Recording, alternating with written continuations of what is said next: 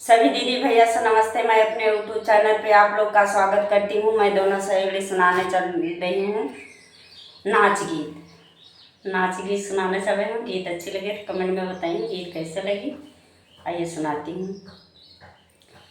कठवा के नीचे ला गई बजरिया हो, ला गई सारी रात, ला गई सारी रात।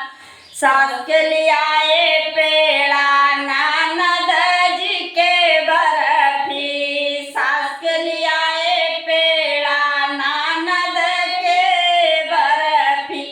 हम लिया में जलेबिया हो, जिया जर गया हमार, जिया जर गया हमार। हम लिया में जलेबिया हो, जिया जर गया हमार। सरी गई पेड़ा किराई गए बर्फी, सड़ी गए केड़ा किराई गई बर्फी।